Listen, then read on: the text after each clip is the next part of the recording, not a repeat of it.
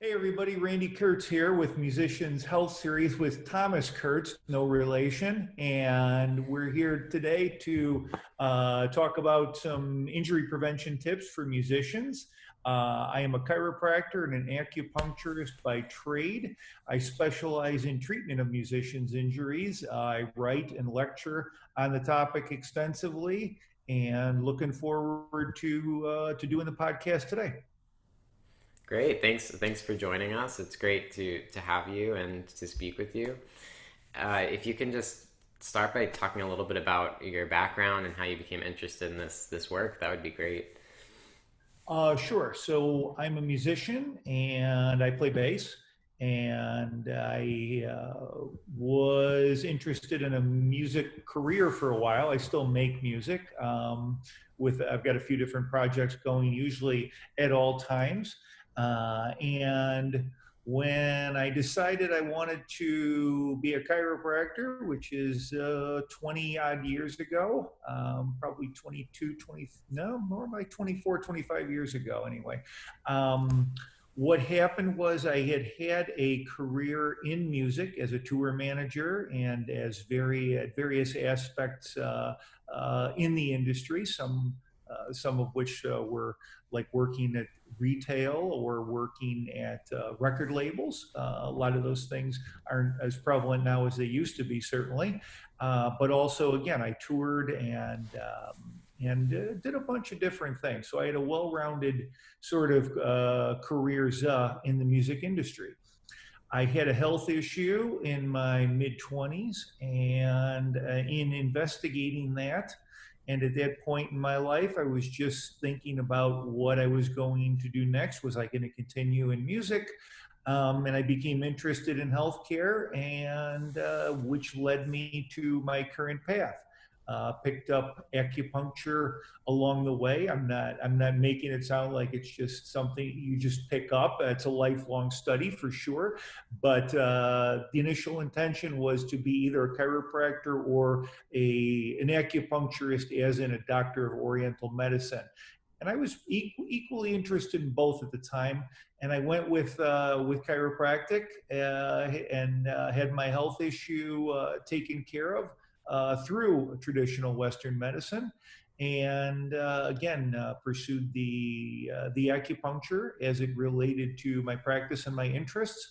I was playing more music at the time, more bass, and kind of having picked it up after not playing for quite some time. I went to music school in LA, Musicians Institute, and BIT was the name of the school, a part of Musicians Institute. And I was playing a lot more. Laid it down when I moved from California back to Chicago, where I originally come from. Started playing more as I pursued my studies with chiropractic, and started to have pain in various places. And I said, "Oh wow, I know what that is," because I was studying it as it was happening to me. It occurred to me that while um, there was some literature and there were some practitioners in the field dealing with sort of what they call performing arts medicine. It wasn't really related at all to prevention or to diagnosis. It was kind of really academic, and basically everybody got a problem, had surgery. Maybe they got better, maybe they didn't. That didn't really sit well with me on a number of levels. So I started to put down my own experiences and reached back and started just to make notes and reached back to my friends in the music business and started to contact them and talk to people, and my book, The Basis Guide to Injury Management, Prevention, and Better Health, came about from that and led to other things that I do now. Wow, it's great. Uh, Yeah. your book that you talk about, the book that you just mentioned that you're the author of, you have it sort of came from your conversations with the people that you've had with other musicians and the issues that they've had, basis and otherwise? Yeah, it came down to things that I was experiencing and things and researching that and my experience as a bassist. What was I feeling here? What was I feeling there? Why was this happening to me as a bassist? What was I doing in my everyday life that may exacerbate these problems, or vice versa? What could I do better? Should I take breaks? The instructions weren't and still aren't very clear as to what one should do, because teachers that are not educated in this. It used to be when I was taking lessons, like piano lessons from the nuns when I was in grammar school. It was pretty much, and some of my guitar and bass instructors too. It was as a young person, okay, do this. Well, it hurts. Well, too bad. Or you'll get over it. Or I had to do it, so you're going to have to do it too, kind of thing. It Mm-hmm. seems like since then, people are more teachers and instructors are more hip to train to not make someone suffer like they did, but rather to find an answer or to be helpful to them, which is awesome. I've seen that change in the decades since, from student to now sort of an instructor, which is great. However, and this is not knocking teachers whatsoever, the education for them is really pretty scant. There's a few people making videos. Some of them are good, some of them are not so good. Some of them have a health education background, most don't.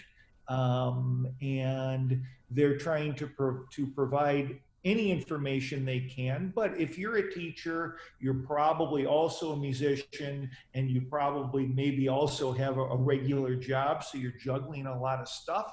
So you may have a student that may ask you, why does my hand hurt? And if you're feeling really conscientious as a teacher, you might go and look up Google or whatever, pain and wrist for bassist.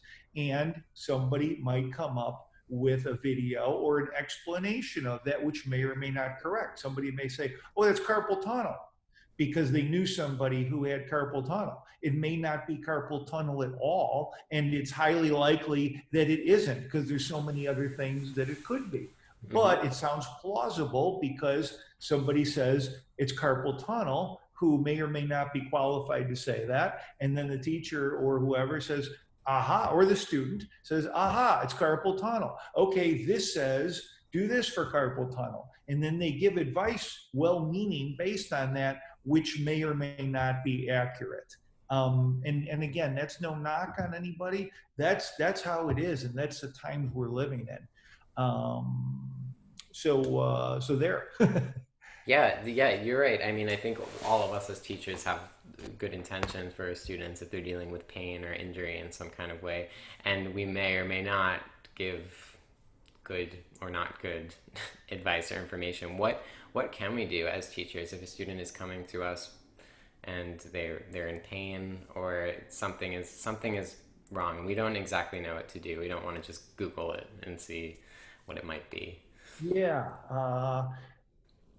Well, if a teacher can, and again, now you're asking people to do extra work, which may or may not be appropriate, and I get that.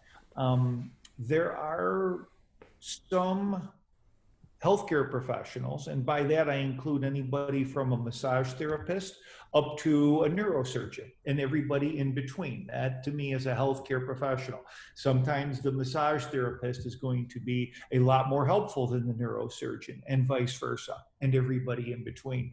One can look for somebody in their area or somebody who does consultations, such as myself, that they can find a healthcare professional who can render a diagnosis and a treatment plan for this person. Many times, one will go to a doctor or a healthcare professional, and the healthcare professional has no idea what to tell them. And they may even say, yeah, it's carpal tunnel too, when it isn't. And it's a 5-minute visit, and that doesn't help. So there are some healthcare professionals who are musician friendly, and they can be found. I can help with that if you include. I'm sure you're going to include Sure. my information. People can reach out to me if they like. I won't give you a diagnosis, but I'll tell you how you may be able to get help, or give you general guidelines, unless you want to do like a consult or something like that. So Hmm. I think for teachers, there's some videos out there, depending on the field. There's some for violin that are quite good. There's some for bass that are quite good, mostly mine. uh, there's there's uh, there there's not. I've been investigating drummer videos lately, and I'm sure there's some good ones. I just haven't found them. Um, People love to go up there and say, "Yeah, I'm Joe, and do this," and that's whether any instrument. And because I said, and if you get this, it's this, and you should do this, and they have no idea what they're talking about. Hmm. Um, so my first thought would be, try to find a healthcare professional in your area. Let's say you live in Chicago, and you're a bassist, and you have pain in your hand, and you can you can Google Chicago doctor or healthcare professional musicians injuries, and it's that simple. And you'll get some things that will point you out to it. And generally, if a doctor is willing to put themselves out there, or a healthcare professional is willing to put themselves out there as someone who deals with musicians' injuries, already you've got somebody not only who's going to be hip to your field, but you already know that they care about what you care about, probably know what you're talking about, and are probably going to be pretty efficient to help you to figure it out. Hmm. So that's what I would say. One can find good information out there as a teacher, as a reference, but you got to search for it. And it's generally good to find a few that sort of line up and make sense together, and you find a thread in them, right? It's just like learning technique. I can find 100 different ways out there that I should hold my hand when I'm playing the bass guitar. Doesn't mean that they're good, right? You should find a few that work, or that seem to make some kind of sense. So that's what I would say. There's a few the performing arts medicine associations that I'm aware of.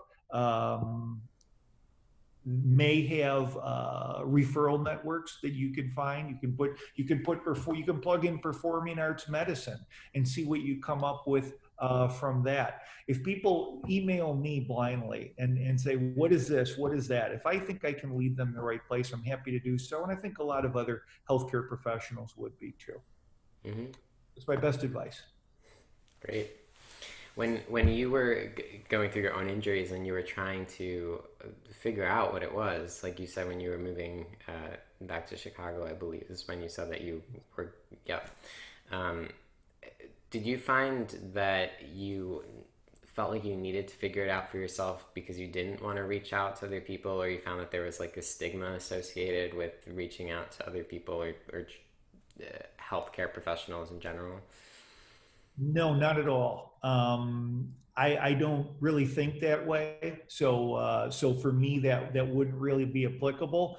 What I do find is that with musicians, especially when you're dealing with musicians that are either high profile, they work with a large touring band, let's say, or they're a studio musician, or maybe they're with a symphony, or with an organization where they're making a real good living off of it, and it is their livelihood.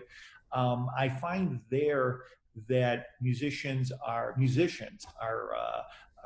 unlikely to just sort of throw it out there as, hey, I've got pain, what do I do? Mm-hmm. They don't want people to know about this because they don't want somebody else to take their job.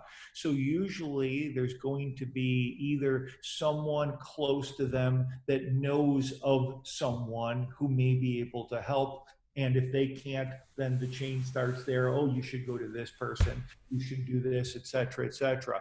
I've had numerous occasions where I've gone to concert venues to meet with an artist before they're going to go play to 10, 15, 20,000 people.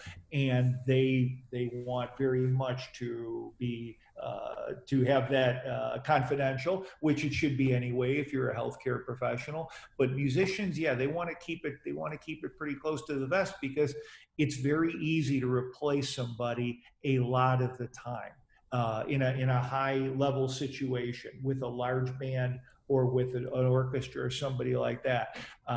It's a couple of phone calls, and people who have to make those decisions will make those decisions, and the musicians are aware of that. So, and sometimes musicians are so good or so set in a situation that they don't, or it's a beginning problem that they don't have to worry about that, and they'll be more forthcoming about it. I've reached out personally to some high level musicians that I knew were having trouble and was able to work with them simply because I said, hey, I heard about this. Have you thought about this? Has anybody talked to you about this? And then we'll have a conversation, which may lead to something or not. But it's a nice community in that way. So once you sort of find the right way in, you're usually amongst good people. Yeah, once you put that information out there, it gives people something to reach on to if they're looking to get help. Absolutely. Another thing I would say to everybody is that if you are going to see a doctor or your doctor, and because they're your longtime doctor or they're in your insurance plan or they were recommended or they're your resource or whatever it may be, I would call the office first and tell them you're bringing your instrument with you. Now, that could be a double bass, it could be a ukulele, it could be a flute, it could be a xylophone. And they might say to you, no, you're not, because we can't accommodate that. We don't want it. We don't want we can't spend that kind of time. Whatever, or we've never heard of that is probably the most likely response. I say if somebody gives you that answer, I would find somebody else because that means they're not really interested in solving your problem. Doesn't necessarily make them bad people. It just means that they're not going to give you what you need or understand what you need, perhaps. And you're going to get sent somewhere else, or you're going to get sent home with pills or exercises that may or may not be applicable to you. So I would encourage players to schlep their main instrument along with them to the visit. And again, it's better to call and tell them you're going to bring it first to give them the right of refusal, or rather than showing up and being denied and having to bring your double bass across town.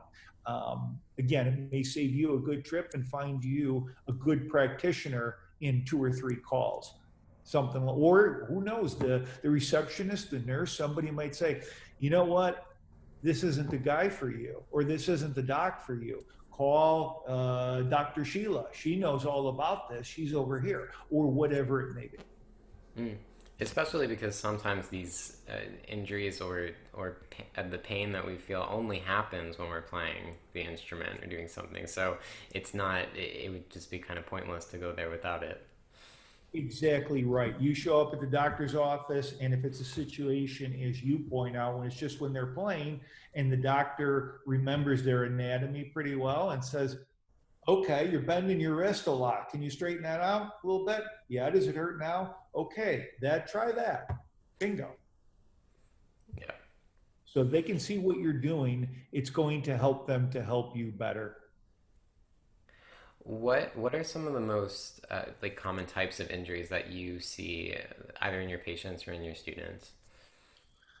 The most common injuries that I see are going to be a carpal tunnel or some variation thereof. Carpal tunnel is pretty clear cut in what it is, but many times you'll see a problem that is leading to the beginning stages of carpal tunnel. They're all based on some kind of overuse injury, such as tendonitis. And tendonitis itself can accompany carpal tunnel or start it or be caused by it. Also, the tennis elbow or golfer's elbow are very common too. That is where you have pain in the case of golfer's elbow, which in the general population is not as prevalent, but in musicians tends to be more prevalent. If you have your palm up like that, it's going to be on the side closest to your body, and it's going to be elbow pain going down towards the wrist. And if it's tennis elbow, it's going to be on the outer side with the palm up going down like so. Interestingly enough, in 21 years of practice, I've never had a golfer or a tennis player come to me with this problem. So it's something that's named a certain way, but I see a lot of musicians, roadies, a lot of people, a lot of people in the industry with one or a number of these problems, which can build off of another. Frequently, someone may have tennis elbow and they don't have it taken care of, and then golfer's elbow happens too, and then you may have 2 or 3 different problems to deal with as a practitioner. Mm. And how do you choose, or I guess, well, people are either coming for you for chiropractic or acupuncture, Yeah. or is it something that you integrate together? It depends. After doing this for so long, you get a feel for what's going to work for what person. You take somebody's history, you see what kind of a person they are, how they're built, what they're actually doing, how long the problem has been there. Did it start a week ago? Has it been there for 2 years? That kind of thing. Have they sought treatment elsewhere? Is there a lot of tenderness or swelling and things when you palpate? Um, Sometimes I just know acupuncture is going to be something that's going to be more effective. Many times I start with a chiropractic based treatment and use physical therapy type modalities such as ultrasound or electric stim or something like that to assist, or active release. I do a lot of active release, which helps out because you want to take care of these problems so that they don't keep happening. I can get somebody out of pain, but I'd rather get them out of pain, show them what the problem is, show them I've taken care of it, show them how to avoid it in the future, whether it's by the way that they play or me working on their whole body in such a way that it won't likely come back, or having them come back on a monthly basis. It really depends on who the person is and what the problem is. But there's some things that I just know, or the person I just know acupuncture is going to work really well, and I just go right to it. Many times patients will come to me and say, I want acupuncture. I heard this works really good. Or you saw my friend and you did acupuncture and that works really good. Or I want my neck snapped or something of that nature. So usually you get a feel for what's happening. But also the way I work is I don't just keep doing something for the sake of doing it. I don't say, you're going to come in 3 times a week for 6 weeks because that's the way it is. Nobody responds to that the same way as the next person. Everybody is different. The only time that really works well, I feel, is in a post-surgical or a rehab kind of a setting where there's a condition that has happened that you know is going to take this amount of time, a fracture, let's say recovery, something of that nature. But everybody's different and responds differently. So if I see somebody a few times and one thing's not working like I expect it would, then I'll switch things up a little bit. I'll do something a little differently, or I'll add something, or take something away. Mm. And what is this active release that you just talked about?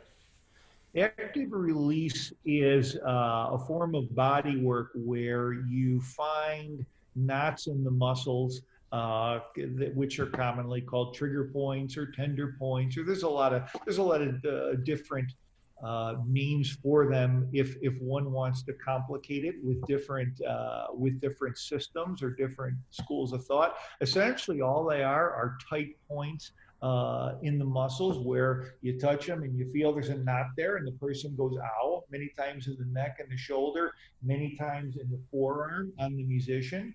And by working on these points, and that could be by needling them, or by doing ultrasound, or by doing massage or muscle stripping or some kind of a body work technique, you can break down these knots, stretch them out, and make them either go away or inactivate them so that they don't bother the patient anymore. The way active release works is it kind of throws a little extra into the procedure. Whereas I might find a knot in the forearm, and I say, okay, this needs to be released before you're going to be able to have range of motion of your wrist again and be able to play like you want to. So I may find that knot, and instead of needling it, or instead of just getting in there and sort of trying to rub it out in this kind of a way or strip it or whatever it might be, I will make a contact on that point, and then I will stretch the hand or the wrist or the arm, whatever I'm trying to accomplish, in such a way that it deepens the stretch, it deepens the contact, and is a more meaningful and lasting release. Hence the name. And there's an official sort of active release website and way to approach this, which is excuse me, which is really beneficial and worthwhile. And one can decide for them if it's a good fit or not, if they need to take the formal training or whatever. But essentially, it's about learning or having good palpation skills, finding these problems, and then again throwing some kind of a stretch in the opposite direction that the muscle is supposed to be working in, to help to release it and to help to make it better, and hopefully inactivate it and not make it as easy for it to come back. Mm. Do you find that people are usually coming to you when they're in pain or as a preventative treatment before? Most people that come to see me are in pain. It could be a new one, it could be an old one. Most people that come to see me are referral based. Some find me, like you did, by researching or Googling. I get calls from musicians coming through town. What they might have seen my book, they might have heard about me, whatever it might be, and they may have an issue, or they may say, "I just want to know how to not have an issue. Let me come play for you. Tell me what you think," something like that. Most people are referred to me for this specialty. And if they are hip enough to want to find out what is up with their body and how to do better, usually it's a problem that kind of comes and goes, or hasn't been there too long, and they're serious about getting it taken care of. After that, many times they'll come see me once in a while, whether it's just when it starts to flare up. They might call me and say, "Hey, this thing is coming back a little bit. I need to have it seen right now so it doesn't get to a state where it's worse and it takes longer to fix." Or they might come in to avoid this altogether. They might come in like once a month or something of that nature, just to keep everything moving good so that they don't have these kind of problems. I tend to educate my patients too on the things that are causing the issues, and they're able to take care of those through stretching or through awareness of tight musculature, or just, I identified the problem, I showed what it is to them, and then they go, "Oh, okay," and then they take a breath and drop their shoulders, or something that may be helpful to them in that regard. It's the answer is I get all levels, and sometimes I get people that say, "I've seen everybody, and my doctor told me to quit playing, and I can't quit playing. You're my last hope." I get that too. But generally, it's professional musicians or amateurs who are very serious about their playing. What you said that you tell your patients things that they could do to help prevent pain from coming back? What are some of those things that you might suggest to anybody?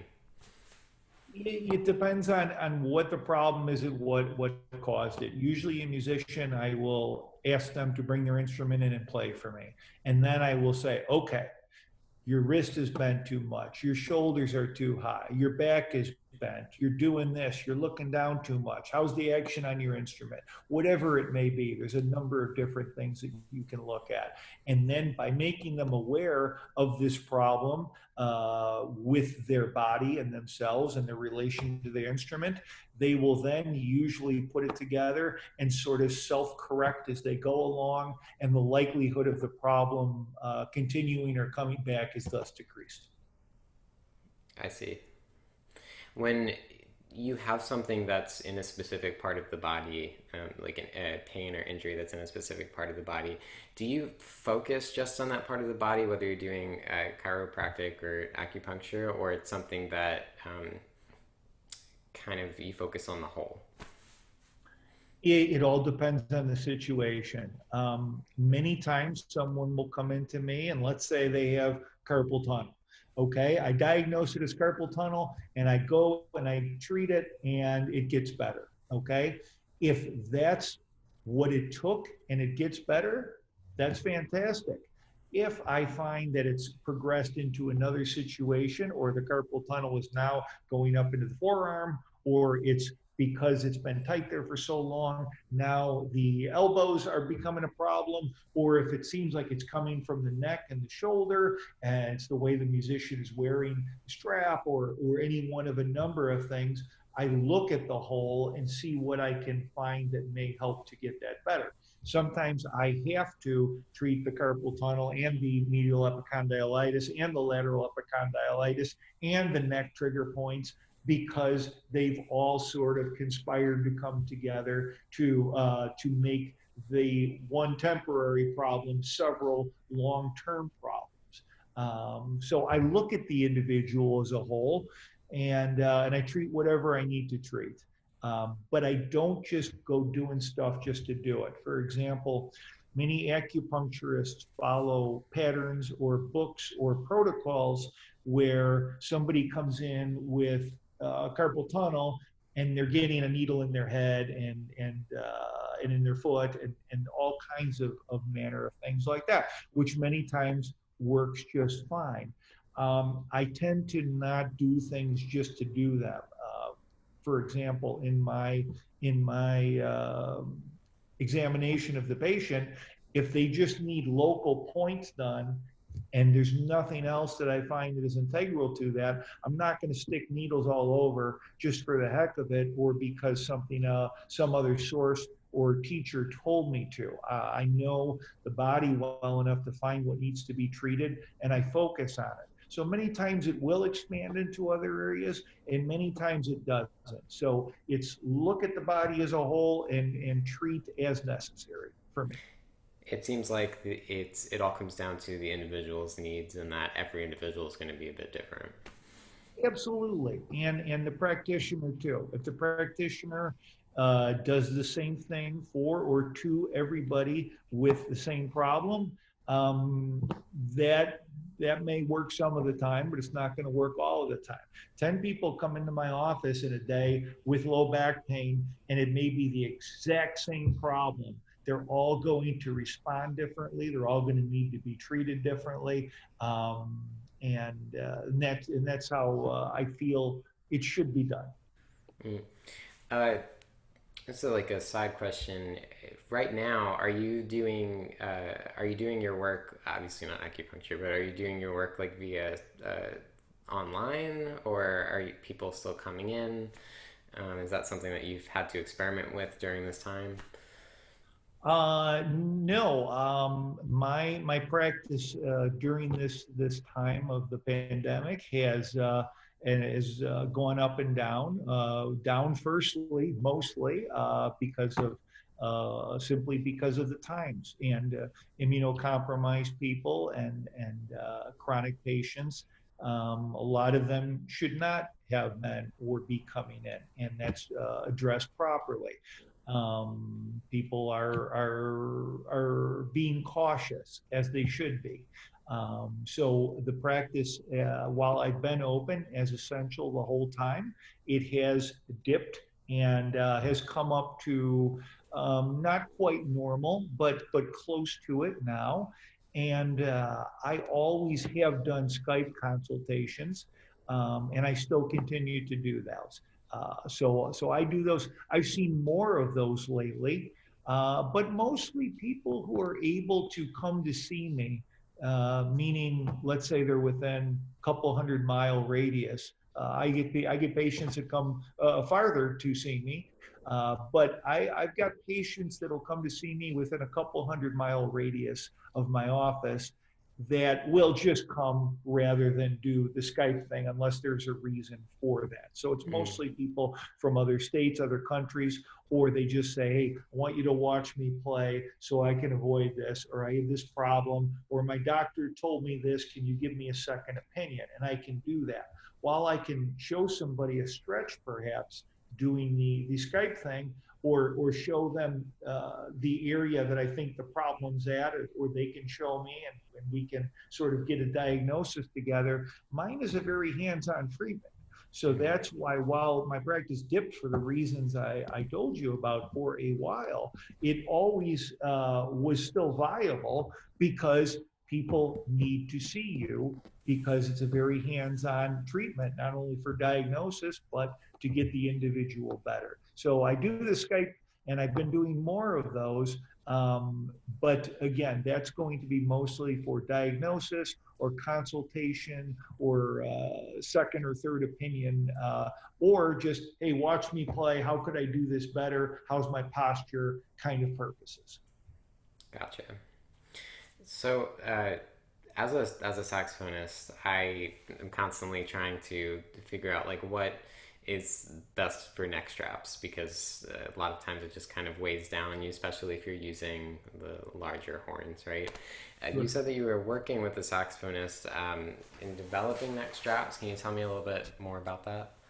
Sure, sure. I've been working with the great saxophonist Bob Franceschini, who has done solo work. He's played with, does play with Victor Wooten, Mike Stern, has played with a lot of the great artists in different Latin specialties over the years, like Fania, all-star type bands, things like that. Really a great resume and really a great player, and really a great friend.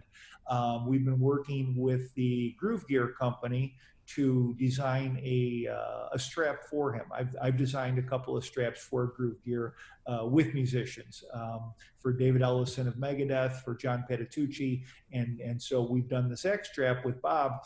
And right now, we've been through a few iterations, and we're just approving the final one. So it should be out shortly. This is September 24th when we're doing this. So I expect it to be out shortly.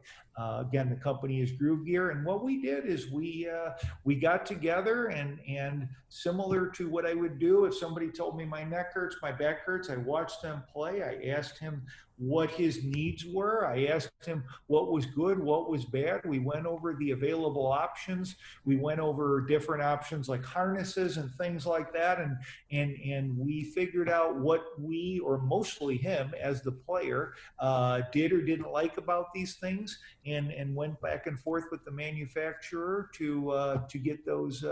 To get as close to the perfect strap as we could, and again, we're still going to look at the final prototype and sign off on that, but we're getting closer each time, and feeling good about it. And the strap that you're developing, is it used for a specific type of saxophone or all bari, tenor, alto, Yeah, soprano? we want it to be able to be used for all of them, to be adjusted easily, and we again, with the harness, some players don't like wearing a harness, and with the traditional yoke model, the yoke climbs up, it's uncomfortable, the instrument pulls it down. If you have to switch yokes, or there's different things that players do, but generally they just kind of, well, this is the best I can do, and they tough it out. And there's some pretty good straps out there.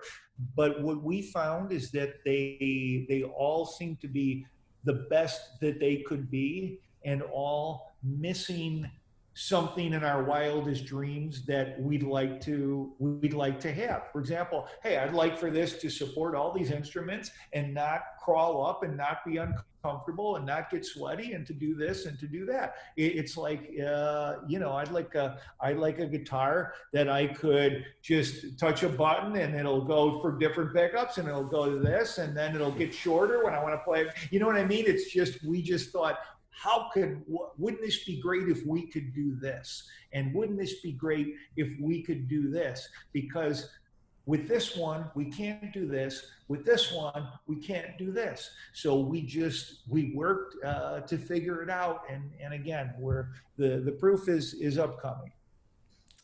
And you're talking about with the harness, you're talking about it feeling uncomfortable, and then with these kinds of neck straps, you're talking about it kind of like weighing down on the neck. What is That's the point of what is the part of the body that you want to feel that pressure on of the instrument, if not the neck? Ideally, you wouldn't want to feel the pressure of the instrument. You'd like to have it lie in such a way on the body, whether it was in play or not, or at rest, in such a way that the weight is balanced so that it doesn't place a burden on any particular area of the body. I So see. that's it. Got it. Well, I look forward to seeing what you guys come out with. Well, Thomas, I'm going to as soon as it's ready, I'm going to let you know first. Thank you. Because you asked about it. Well, I appreciate this talk and you sharing all that information. I'm really excited for other people to listen as well. Yeah, thanks for your interest, and absolutely, I love what I do. So it's a real pleasure to be with you here today and to talk about these things, and hopefully we can help some people, you and I. I would love nothing more. Okay, can I get my contact information? Absolutely. Okay. So my website is www.drkertz.com. My email is drkertz, the number 8 at gmail.com. And you can feel free to reach out to me with any questions or anything you might have, and I'll do the best I can to see what I can do for you. There's a contact form on my website as well, where you can just click on that and you'll get right through to me, which would probably be easier than remembering my email. And on my website also is information about my music and about the different products that I've helped to develop or endorse, and also information on doing consultations, and on my book and books. So hopefully there's something useful for you all there. Great. Thanks so much. Thank you, Thomas. Great. Have a good one. You too. Bye bye.